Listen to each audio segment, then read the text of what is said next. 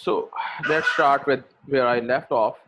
It is the medieval drama, which is the most important thing which we are going to discuss today. Medieval drama, as you all know, the previous form of drama were mystery plays and miracle plays, and also the morality plays. I will write them in chat.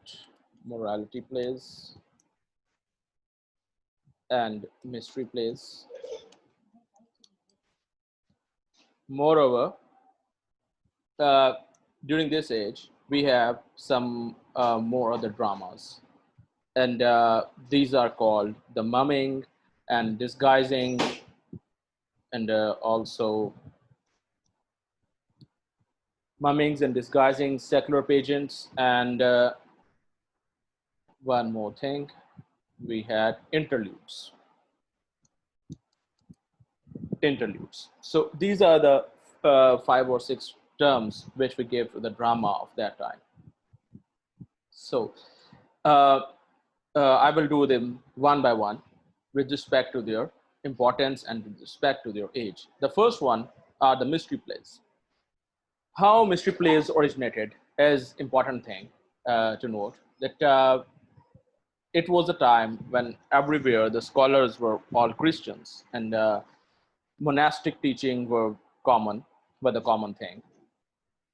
And the church people observed the, uh, just let me admit everyone else.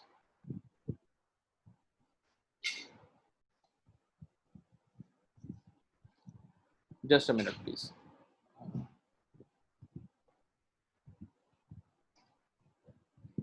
Yes, come on. Okay. So,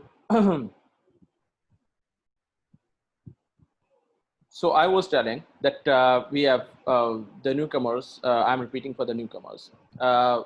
In that era, we had a few forms of drama, and they were not like the drama of Shakespeare or drama of Marlowe, but they were the initial ones. And at that time, we had morality plays, we had mystery plays, and mummings or mummings and disguising. These were one and the same thing. Secular pageants and interludes. And I was just beginning to explain the mystery plays. The mystery plays were the first and the initial form which we know as far as history is concerned. And the mystery plays were written or performed by the churchmen. The monks felt that the common people are not well versed in Latin, and it was a quite common thing that they were not very well versed in Latin. So he decided the people of the church decided that in order to educate the public, they need to use something which is more popular with the common people, and they started performing or they started the performances in the church within the service time. And the major people who performed were were the churchmen, the monks, or the abbots, or the clerics, or whatever they were called at that time. And in the drama, they used to have a thematic thing, uh, thematic story, which was based on a Christian thing. And a Christian theme, or you can say they were based on the Christian principles or their own religious things. So, what they did, they used to introduce a few heathens, and at that time, heathens were the Muslims and the Jews and all the other people. They considered the Christians considered them only one thing, and you know that they were quite against the Muslims at that time, and more than they are against today. And the reason being the Crusades and Jerusalem being taken away from them, and that is why they considered the Muslims heathens, although they knew that the Muslims were on the right religion or they were on the religion of God. But still, to appease the masses, they considered the Muslims heathens. And in the story, every drama ended with the fall of heathens or with the fall of the Muslims, with the fall of the Turks, and with the success of the Christian missionaries. So they wanted to inculcate in the people that the Christ was the only savior, and they must trust him and the teachings of the church, and they must trust the teaching of the church. So these were the mystery plays, the initial things. And then later on, the churchmen decided to introduce a few more characters, or a few people from the commoners, from the common people.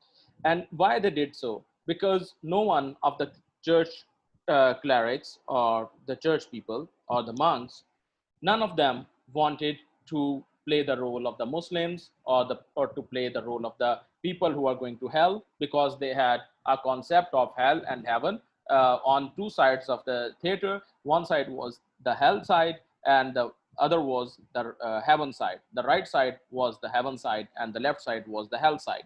And in front of the hell side, they had a very giant-like person standing, in order to show that it is a very hellish thing, or he is like the angel of the hell, and the angel of heaven were the beautiful creatures. And everyone wanted to be on the right side, and no one wanted to be on the left side. So they had to introduce the common people in the drama. And later on, these common people, they took more and more parts, and finally they developed like pageants, and this small drama industry developed in England. And they were like guilds. For example, they had everything loaded into a cart, and carts, or the coaches, the horse coaches, and they would just open up one side of the coach, and people would gather around, and they would watch the drama. So if any one of you had watched the history things, or history movies, or the documentaries in the history, they are very much familiar with this sort of drama. But if you have not seen, it is quite simple, and there is nothing to be worried about. You can just Google it, and in the images you can see the drama guilds. The drama guilds. I'm writing it there. The drama guilds of the medieval age. Okay, so if you just search it out, and you will find the images. So another form, when the drama was taken away from the church, and people started doing the private things and private dramas, a few more drama forms came out of that.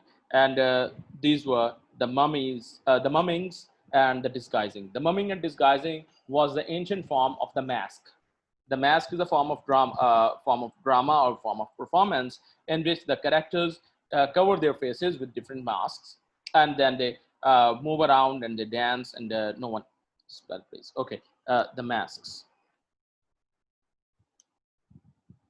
Mask.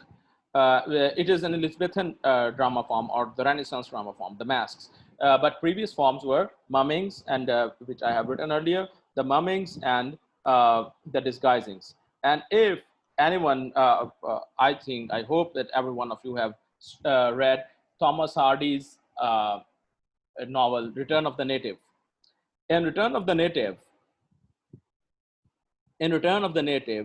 uh, where is the first meeting between, where does the first meeting between Eustacia and Clem Dubroyd happen? Does anyone have an idea? Just open up the mic and tell me. On Heath? No way. It was not a meeting. It was just she was passing by, and Clem was passing on the other side. Does anyone know? Come on. You have to understand the courses, and you have to revive the courses. So the first time when they meet was when Eustacia dresses up in the form of a knight. And yes, it was a drama, or it was a mumming. It was actually a mummery, where she was going on, and she put a stone in her mouth in order to make her voice louder, to make her voice manly. And it was little Johnny who provided him with the things, and who provided him with other stuff. And when the night fell after the drama, she was too much suffocated by the mask or by the helmet, and she came out. And when she threw off her helmet, Klim came up, and he was astonished by the beauty of the woman. And it was the first meeting, and it was the love at first sight case. So this is the mumming and the disguising thing. And then we come to interludes. Interlude, lexically, or the dictionary meaning of interlude, is the time in between. Time in between what? We do not know why these dramas were called interludes. But maybe they wanted to convey the idea that within the busy routine of people, they must have some interlude, they must have some break, and it was considered a break from the busy routine of people or the daily life. So they mentioned it interlude, but the theme was almost the same. They were quite gestures. Gestures, when I say gestures, they were clown like things. And if you have an idea of if you have watched the movie The Quills, then you can find the jesters performing in one of the plays. So the historical films, as they are categorized, they are very important if you want to understand each and everything, how it was happening in the past. But because many people are not interested in films, and they maybe they have not been guided to the films or to the ancient films, when, where they can get a very good idea of how the things worked. So now I come to the another important thing, which was going after the mystery plays, and these are the morality plays. Morality plays. So we have mystery plays, which were the important thing, and then we have lesser important things, which are interludes, mummings, disguising, and the pageants. Pageant is the form of drama which was carried out by the guilds, and they were secular. By secular, it means that there was nothing of the religion in them. It was not against religion, but it was, you can say, without religion. So this is the term secular at that time. Nowadays, secular means something else, but at that time, it only meant that you are writing something or you are performing something which has not the traits of the religious elements or religious teachings. And the last one are the morality plays. And morality plays are important. Why? Because these were not performed wholly by the churchmen, but these were performed by common people. And there was a thematic change between the mystery plays and the moralities. The mystery plays focused on putting Christianity on top of other religions, and their purpose was to reach the public, and they used to uh, do the sermons during the drama. For example, we have speeches in today's drama, and in that drama, we did not have the speeches like this, but where we had speeches like the sermons. A cleric or a clergyman used to stand up within the drama and used to shed light on what was happening and what was the reason of the fall, or what was the reason of a person or the character going to hell instead of heaven. So this was the theme of mystery plays. But the theme of morality plays was quite different. Just a minute. Okay. The theme of morality plays was quite different. And they used the theme of morality. They spelling of what? Sadia, you are asking about spellings. Spellings of what? Morality plays. Okay, it was a previous message. Sorry. So the sound issue. Sadia, I think it is your connection, because everyone, no one else has complained, not even during the break. Uh, if it is good at your end, it is also good at my end. So uh, I don't know what is happening. I am not very far away from the device. It is.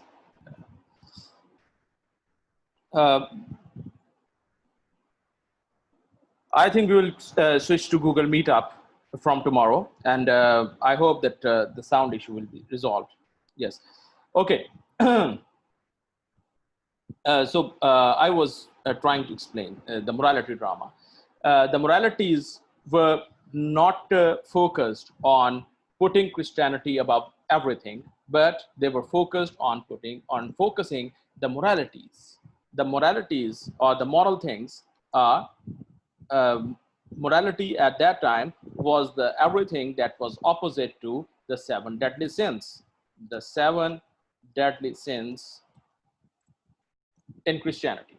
And they, in the dramas, they used to put these deadly sins in the form of characters.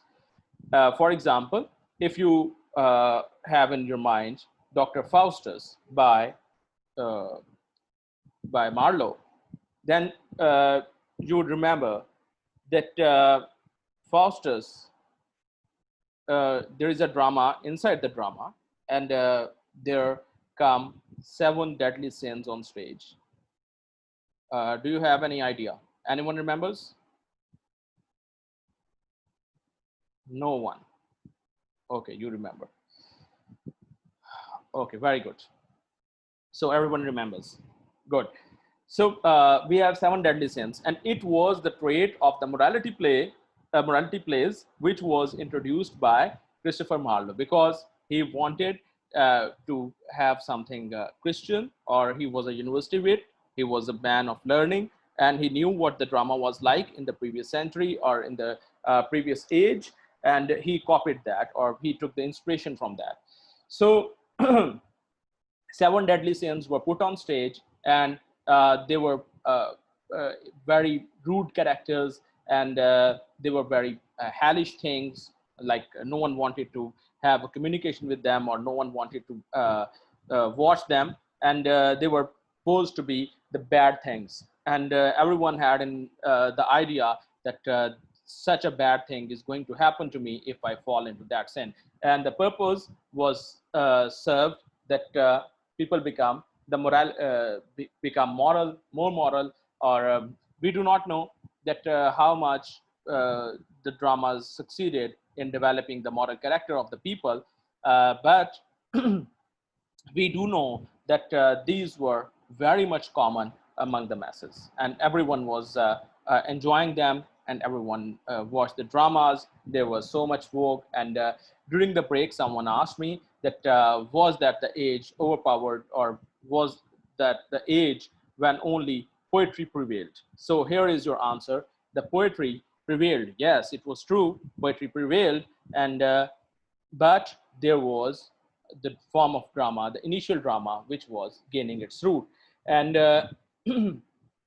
why did drama drop off from the scene when when we see that Greeks and Romans, they had drama before Christ? Like the Greek writers, they existed before 300 years before Christ. And why it dropped off? Why the drama was dropped off, and from the Roman literature and from the Greek literature? So a possible answer can be that people were more concerned with religion, and religion, as you know, the scriptures, or the Christian scriptures. If any one of you has heard the service of the Christians, then he must know that their service is mostly the singing and the dancing and music. And if you are doing the singing and dancing and music, then everything must be written in the form of poetry. And that was the reason when the Christian teachings began to flourish, they were mostly in poetry and they were not in the form of drama. And they also considered the drama and poetry one and the same thing, because the ancient drama, the Greek drama or the Roman drama, they were in the form of lyrics. People used to come on stage and sing them, like we see in the in Sophocles' Oedipus Rex, which every one of you must have read. And although it is a translation, but still you can see the rhythm and there are choruses in them, but there was no chorus in morality plays or miracle plays. Why there was no chorus? Because the reason being that no one was so much educated in literary arts that no one can direct the dramas in that way. And the people also, the audience, they were not used to this sort of thing. And from this, we can understand that the audience of Greek drama was very much learned as compared to the audience of the English literature or the English people. So now we come to the most illustrious age in history of literature, and this is Renaissance. And from the Renaissance, everything else comes up. The whole literature from now on is influenced by Renaissance and by the ideals of Renaissance and by the literary forms that were used in Renaissance. Roughly, the period of Renaissance starts from the 16th century, from 1500s, and in England. When I say Renaissance, I mean Renaissance in England, because Renaissance in Italy and in rest of Europe was about 1 century ahead of the English people. For example, Boccaccio and Petrarch, they were the Renaissance men of Italian literature. When we had the age of Chaucer in English literature, in Italian literature, at the same point of time, we have the Renaissance. And what is Renaissance? I will just give a few minutes to this, and then I will go to the English Renaissance. Renaissance means, quite flexibly, it means revival of learning, as all of you know. And revival of learning is the revival of the old classics, the old literature that was produced in Greece and in Rome. It was being rediscovered, and people were reading the translations, and although the people in Rome knew Latin and people in Greece knew the ancient Greek, but still they translated in Latin. And at that time, Latin was was quite an understandable language, and everyone was working with it. And it was understood by the scholars. So they started focusing on the teachings of the ancient writers. The works of Socrates and the works of Aristotle, the works of Plato, they were being translated. And do you know that how all this began? It all began when with the fall of Damascus, when the Muslim city, when the Muslims interacted in Europe with the Europeans on the borders of Arab and Europe. When they connected or communicated with the Muslims, Muslims had already translated all the works of Greeks and Greek literature in Arabic. And when the Christians found out, or because they wanted, because the Muslims were their enemies and they wanted to understand what they were studying, and so they too started studying the old literature, and it was a fresh air which was being breathed into Europe, because previously Europe was deeply engrossed in fighting with each other and in fighting with the Muslims. If you know that during the Crusades, the whole of Europe contributed in the final battle, which was done, and I don't remember the name right now, but it was a very important battle, and Salahuddin Ayyubi was the one who destroyed every one of the Christian kings at that time, and many were captives. And after that, there was no more crusade. After the third crusade, we do not find any crusade, and it was the time when the people of Europe converted their faces or turned their faces towards learning rather than towards fighting. And it was very much important for the revival of the European learning, which they already had with them. The, the teachings of Socrates, Plato, and Aristotle, and many more scholars. So the Renaissance began in Italy, and what we see in literary terms, it began with, you can say, with the poetry of Petrarch and Boccaccio, but it is in Italy. Now we come back to England. What was happening at that time in England? The plague or Black Death was over. The War of Roses ended in 1485. So there was no more fighting within themselves. And Christopher Columbus also started his journey in or discovered America in 1492. And an interesting thing here, that Battle of Hattin, yes, Battle of Hattin, very good. The last battle was the Battle of Hattin, and if you study about the Battle of Hattin, you will be amazed about the military sense of Salahuddin Ayyubi, how he battered the enemy ranks. And I was telling you something about Christopher Columbus in 1492. This is very important. 1492 is the year when Columbus discovered America. And when he said he discovered America, in fact, he did not discover America, but he discovered West Indies. It was West Indies which he discovered. And later on, it was found out later on that it was the West Indies which he discovered, but it opened up the way to colonize America or the American people, the Red Indians, because he started off with searching out for the Red Indians. So in 1485, War of Roses came to an end. In 1492, Christopher Columbus discovered America. And after that, after the War of Roses ended, a new line of monarchs started ruling the English people, and they were called the Tudors. Maybe you know the word Tudors, the Tudor kings. These were the Henrys, Henry I, Henry II, Henry Henry V. All these were the Tudors. And Queen Elizabeth, Elizabeth I, which we name after the age of the Elizabethan age, she was also a daughter of King Henry VIII. And it was the time. Now I would like you to understand a few things about the history of England at that time.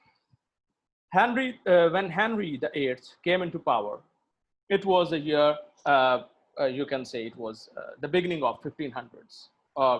His reign was ending about that time. At that time, Roman Catholic Church was the church which prevailed the whole of Europe. And everyone in Europe, every country in Europe, it was under the Roman Catholic Church. Now, what happened with King Henry VIII? He was with the church. He was very much combined with the church when things were happening. Just let me give you an idea of his reign. He reigned from 1509 to 1547, maybe he reigned till 1547. King Henry the Eighth. At that time, we have a reformist. His name is Martin Luther. He is not the Martin Luther King of America, which I'm talking about. I'm talking about the first Martin Luther. And this Martin Luther was a Protestant, and he called for the church, the Protestant church in England. And he was the one who wanted a break away from the Catholic Church or the Roman Catholic Church. Why he wanted the break away from the wanted to break away from the Catholic Church? The reason is amply mentioned in Chaucer's Canterbury Tales. If you remember, Chaucer satirizes the religious characters very much, and he almost batters them that they are the most corrupt people that were ruling or that were moving on the face of England at that time. So Martin Luther was a person who was educated at a university, and he wanted reform in the church, and he was up for a Protestantism. Protestants were those who protested the corrupt institutes or the corrupt practices of the church, and they were coming out from the Lollards. They followed Wycliffe and the works of Wycliffe, and they later on they were named as Lollards, and then they became the Protestants. So he wrote his thesis, an important thesis, 95 thesis. It was named 95 thesis, and it was actually the 95 points, and he was German, and he posted the 95 points on the door of a church, and when people read that, it led to a sort of treason, and Martin Luther was very much was becoming very much popular.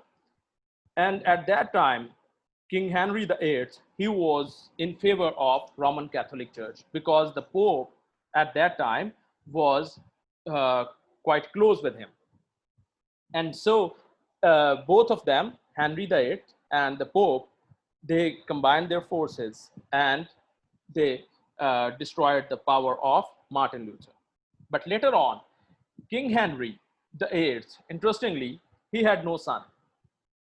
So he wanted to divorce his wife and take on a new wife in order to have a male child born. And at that point, the church refused. The Pope refused that he must not divorce his wife, and he must not marry for another child. And this angered King Henry VIII. And it is more like a story, but it is a true story. So King Henry, he became against the Roman Catholic Church, and he proclaimed that from now on, the Church of England will be separate from the Catholic Church. And he ended his connection with the Roman Catholic Church and began a new church, which was named as the Anglican Church or the Church of England, the Anglican Church. Anglican Church or the Church of England. And interestingly, he married 6 times. After that, he married 5 times because he had married once, and he married 6 times. He had 6 wives, but he only had one king, who was the King Edward. He was one male child who became King Edward the Sixth, and 2 female children, Queen Mary I and Queen Elizabeth. And Queen Elizabeth I was the one who remained remained most powerful king or queen of England at that time. But it was the reason that he broke away from the Roman Catholic Church and developed a new church, which was the Anglican Church. And now, at this point of time, he was Catholic. He remained a Catholic. He didn't become the Protestant. But at this time, the Protestants, they felt covered up, and they felt that something was on their backs, and they started making connections with the people of the court. They started developing their political connections and all that. But uh, and what happened with the Protestants. We will discuss it in Elizabethan age, and the Renaissance age, by the way, is not over. It is there are much more details to it, and we will discuss it tomorrow as well. And I hope we will do it by tomorrow. And don't worry about the time that we are doing it slowly, but we are not doing it slowly. We are doing it in a very well grounded way, and you will be pleased when we end up. So now the Maghrib is there, so I turn it off, and Allah Hafiz.